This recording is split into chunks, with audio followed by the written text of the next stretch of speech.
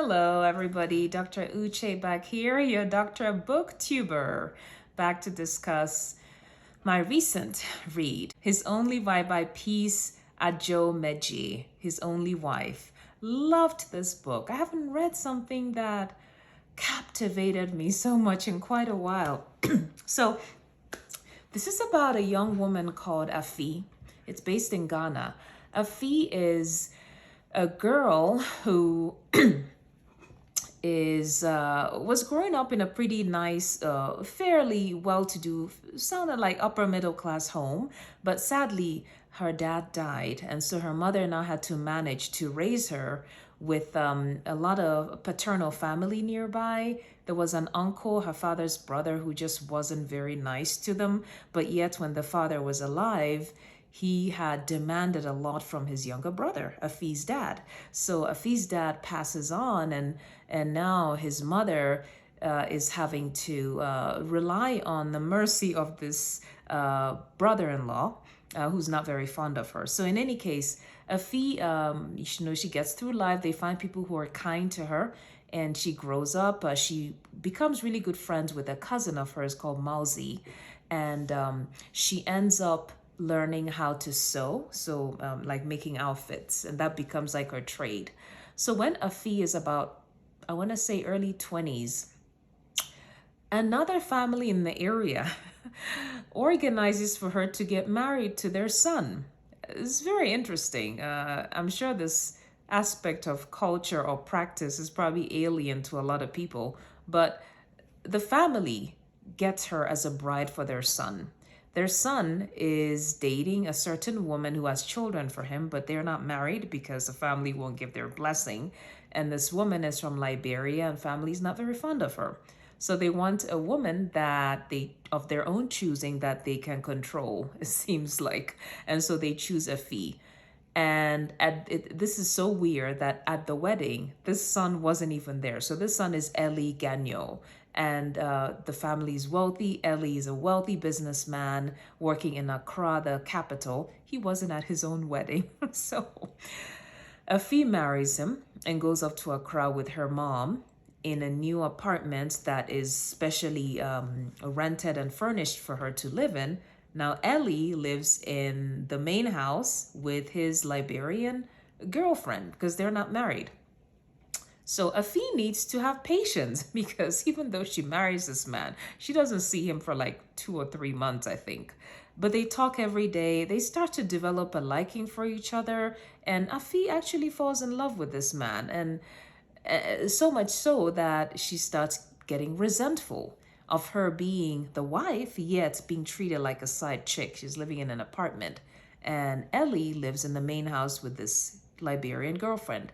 And she's told all sorts of stories about this Liberian girlfriend, that she's ugly, that she's unpleasant, and this and that.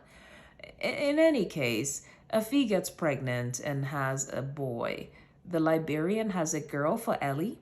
The girl has sickle cell disease, which is something that's a big deal in West Africa. And it's interesting, actually, how they put it in the book because it's such an important aspect of life there. So the child is sickly. The girl is sickly because of her sickle cell disease, crises, and that sort of thing. Something I know well as a hematologist. I deal with this. And the boy is hearty and healthy. And just when Afi thinks that having this boy is going to bring her together with the husband, she realizes that no, Ellie actually loves his Liberian girlfriend. He is prevented from marrying her by his family, but he actually really loves the woman. And guess what? She's not ugly. She is gorgeous when she gets to meet her. And so she realizes that Ellie's mother actually is not a very pleasant person when you cross her. Something happened somewhere. Afi gives Ellie an ultimatum. I'm going back home unless if you put me in your main house as your wife. I am going back home. I'm going to have this baby in the hometown with my mother. I'm not coming back to the city. So Ellie is forced to bring her into the main home, but nothing is quite the same ever since that happens. They're not as cordial with each other. There's obviously a rift between them. Ellie trips down the stairs, I think that's how they describe it, towards the end of her pregnancy. And somehow that that shock, oh my God, this girl is going to hurt herself if I'm not more cordial or whatever, it brings them back together even for a little bit. And Afi actually, she's deluded in thinking that we're good now. He's going to now be all mine, and I won't have the other woman in the picture. But it didn't quite work out that way. The book has, my goodness, it has a not very happy ending. Ellie is forced to choose, and he does not want to let go of the Liberian woman. Afi decides that she does not want to be an other or a second to Ellie. She's fallen in love with him, and she cannot be another wife. She's not happy with the arrangement. She's made friends. She finished her learning how to sew, and she's become quite the fashion designer around town, making outfits for powerful women, the first lady of the country, and she has boutiques and stuff like that. She's built a home for her mother, who no longer has to rely on other people's kindness or lack thereof. And she's come into her own as a full modern woman with a job, a career, raising her son.